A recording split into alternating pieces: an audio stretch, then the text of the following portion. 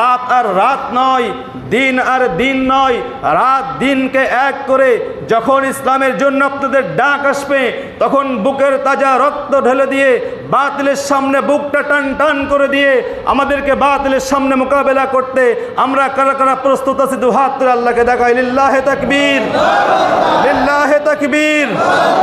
সম্মানিত হাজিরিন, আমাদেরকে সামনে ডাক আসবে, সামনে আমাদের সময় আসতেছে। আপনারা যদি আবারও ভুল করে বসেন, আমি আবারও বলছি, আবারও যদি আপনারা ভুল করে বসেন, তাহলে কিন্তু আমাদের আবারও সেই জুলাই আনতে হবে। বুঝতে পেরেছেন? এক স্বৈরাচার চালিয়ে যদি আপনারা চেষ্টা করেন আবার স্বৈরাচার নিয়ে আসবেন, আপনার আমার মতো সন্তানদেরকে আবারও কিন্তু রাজপথে জীবন দিতে হবে। আমরা চাই না আর জীবন দিতে।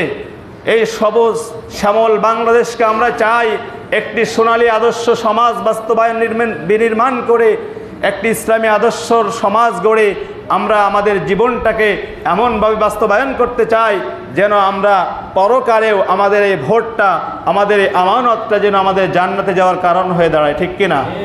প্রিয় উপস্থিতি, এই জন্য আমাদেরকে সর্বদা প্রস্তুত থাকতে হবে। আপনি রাজনীতি করেন, আপনার কোনো সমস্যা নাই। আপনি আমি সবাই রাজনীতি করব, আমাদের অধিকার আছে।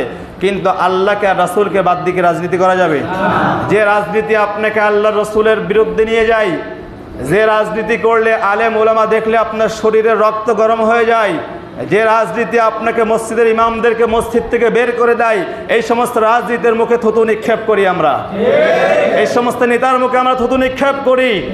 আগামী দিনগুলো আমরা বাতিলের সামনে মাথা নত করতে চাই না। যখনই কোনো আঘাত আসবে আমরা সঙ্গে সঙ্গে দাঁড়িয়ে গিয়ে আমরা মোকাবেলা করবো ইনশাআল্লাহ।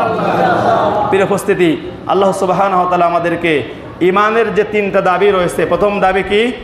অন্তরে বিশ্বাস করা, 2 নম্বর হচ্ছে মুখে স্বীকার করা, 3 নম্বর হচ্ছে ইমানের দাবি অনুযায়ী আমাদের বাস্তব জীবনে আমল করা।